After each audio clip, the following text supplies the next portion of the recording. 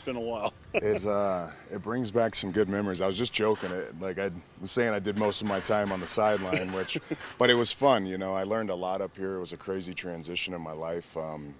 Obviously with my story, that's kind of known now.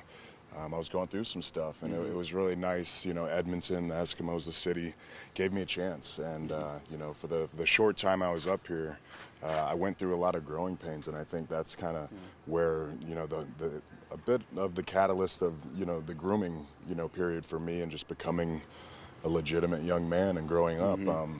But yeah, I had a couple games where I did some stuff. When they activated me and I played, I thought I took advantage, but it's just tough. There's a lot of football, a lot of football players out there and a lot of talent.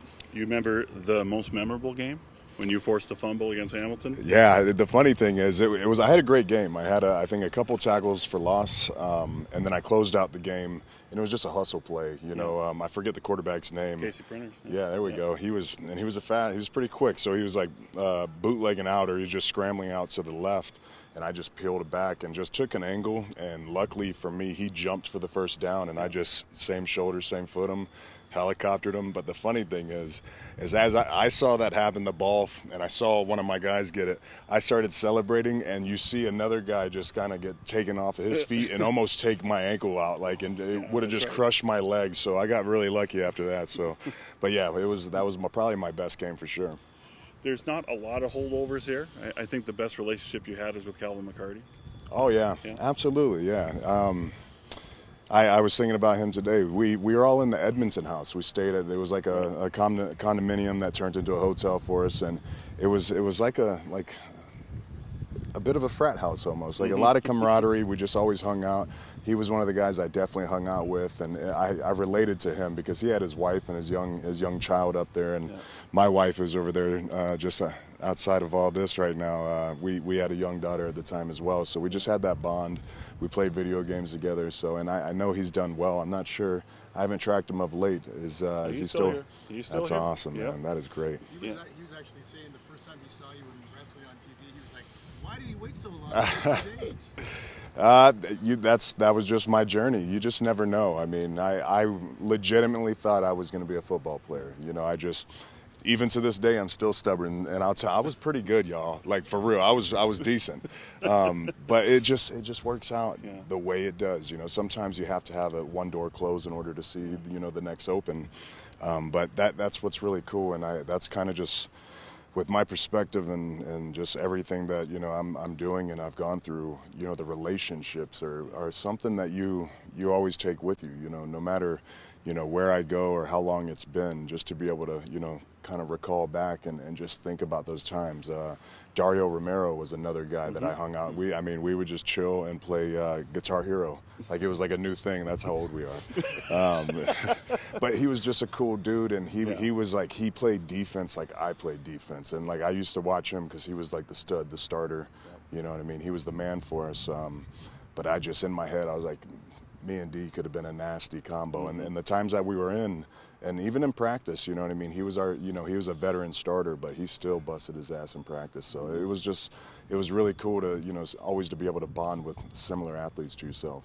What's it like to be part of a big summer blockbuster movie as well? This is a whole different monster. Yeah, being a part of Hobbs and Shaw, it's been an exhilarating roller coaster. It's pretty much like the movie. It's just been fun, you know what I mean, and outlandish. And to go from the premiere in Hollywood, they closed down like 4 or 5 blocks to run through that premiere. Thousands of people everywhere. Jump on a jet, head back to Philly for Extreme Rules, to tag with the Undertaker. I mean, it's just like, it's storybook stuff, and one day I'm going to have to write this book. But yeah, just such what a blessing that whole week. I mean, I had the ESPYs that week. I did a few other projects as well, and then to top off Hollywood with the premiere, to be there with Dwayne, to be a part of that project, part of Fast and Furious. If you would have told me, when I was sitting on that sideline, acting like I was doing something, that this was all going to happen and I would be back, in this situation, I'd say you're a liar. As you came into the stadium today, did you check to see if there were any bearded guys like following you, trying to throw something? Yeah, I almost feel like R-Truth at this point, where it's like I'm competing for that 24/7 championship, and I got to keep my eyes everywhere. But You know, it's one of those deals. It's fun, and you know, it's not like what I've been doing for the past, you know, couple years, just championship wrestling in that ring, you know, just working my butt off in there. It's nice to tell different types of stories and for it to resonate, you know, for people to talk about it. That's kind of, you know, whether it's good, bad, or indifferent, you know, if people are talking about it, you know, consistently, you know, water cooler talk throughout the week, then it's doing something. So it's really a different point in my career to where I'm enjoying just doing different stuff. You know, different opportunities have been a blessing. Did you get the diagnosis right around the time you were coming up here? No, I did a rookie camp with the Minnesota Vikings, and then it was about almost a full year's time, year and a half, but it was kind of like, you know, this past time, you know, where once I started feeling better and once, you know, my blood levels got to a certain point, I was physically clear. I mean, you don't have that prognosis, that remission, that molecular remission, but from the tests and the labs, it you know, I have a normal lab to where I can, but you know, it was so difficult at the time. It was so ahead of its time, and it just put a giant asterisk next to my name. So it was really tough. And, you know, if I was a team or an owner, would I want to take a chance? You know, for an unproven player. So for Edmonton to give me the opportunity, it was such a blessing. You know, and even as a short one, it's still, you know, it's still a part of my journey. It's still a part of my path. How much did that push you though back then? Well, I mean, it's like anything.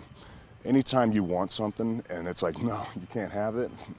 As the man in me, I'm like, oh, I have to get it now, whatever I have to do. But it was tough. But at the same time, it put a huge chip on my shoulder. And I think to this day, consistently just like if it feels like that chip's floating away, something in my life happens to make me want more, to make me want to reach higher. And if that's going to continue to push me, then I'll take a chip on my shoulder every single day. Professional football player, wrestler, actor. Could you imagine this when you're a kid, when you're 17, 18 years old? Could you imagine kind of life's plan unfolding this way? No, not this way. I just wanted to be, you know, I wanted to be a football player. I wanted to be a superstar. Like, I wanted to be like an influenceable person, someone that would make an impact, somebody that was very influencing. But I wouldn't have ever, I always thought it was going to be as a defensive tackle. You know, like, he's the big man. Somehow I was going to kind of carve my niche and be that household defensive tackle, that crazy guy, whether, you know, there's so many different names. Like, if I have to do it Sap's way or Hoven's way, one I'm going to paint my face or I'm going to do something. People are going to, you know, recognize me. But just for you to go off that list, it kind of, just in the moment there, you saying all that, it still shakes me a little bit to know that this is how it turned out.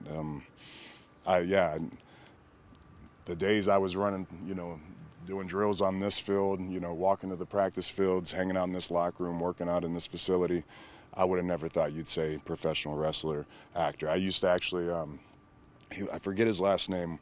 He was a huge pick for Edmonton when I was around. His first name was Adam, big defensive line. Yes. Yeah. I used to joke with him and say, "You're a professional wrestler, brother. You don't even, you are totally a wrestler and you don't even know it." And I think he took it as a compliment because he was like a pretty outlandish, charismatic dude, big boy too. But I think that was me kind of getting it away from me, just wanting to be a football player and saying everybody else could be a wrestler when I was the wrestler, you know. Yeah. Calvin told a funny story about how you were talking one day during the 08 season, and you said to Calvin, you know, if this football thing doesn't work out, I'm going to go to WWE. And Calvin said, yeah, I ain't going to work out. Well, you got the last laugh. But maybe talk about that transition, because you retired at the end of that 08 season, right? Yeah, I was just football. I just felt like it moved on, and I'm one of those people that if you can feel it, you should make a move, you know. And it was like resonating, and I saw the door closing, and it was one of those things where if I was a single, you know, young man at the time, if I didn't have a daughter, you know, that I had to pay for and like provide a life for and take care of that one over there, I probably would have chased. I really would have. I would have kept chasing and just been like, no, this is what I said I'm going to be. I'm going to do something different than everybody else in my family, and I'm going to be a football player. But it just happened the way it did, man, and that transition was crazy. But, you know, I really did not give, people like Calvin much, to believe in, because I was so just tunnel vision on football. I really did want it. I really wanted to prove that I could play this game. But God has his way, Mm-hmm. Is there a parallel between kind of football and wrestling, whereas maybe you have the talent, but you kind of have to wait and bide your time and wait for that one opportunity? I definitely think there's similarities, and I think there's a reason why you see so many football players do well in professional wrestling and entertainment. On this field, there's a lot of charisma that happens. There's a lot of intensity and aggression and small stories within it, and it's a fight story. I mean, I can tell you, we can get every defensive lineman and offensive lineman out here and ask them the same question. How is it? It's a fight throughout the whole game with the same dude over and over and over. And there's verbiage, there's promos being cut, you know what I mean? You're saying all kinds of stuff. You hate each other at the time, but I mean, it's one of those deals when you come out of it, it's like, okay, I can leave the character on the field. How you doing, man? How's your family? You know what I mean? Yeah. But at the same time, you have to have that killer instinct. And if you can transition that to the ring and be able to grab onto those emotions, when I celebrate, when I fire up in the ring, I just picture making a sack. I just picture myself leveling a quarterback, meeting the running back in the whole 3 yards in the backfield, murdering them, just running clean over them. That's what I picture in order to give me that energy, that real life intensity, in order to translate it to the ring and show them, exactly how I feel through that physicality. So, but yeah, I definitely think that there's that's why the bridge is so strong between football and wrestling, opposed to other sports as well.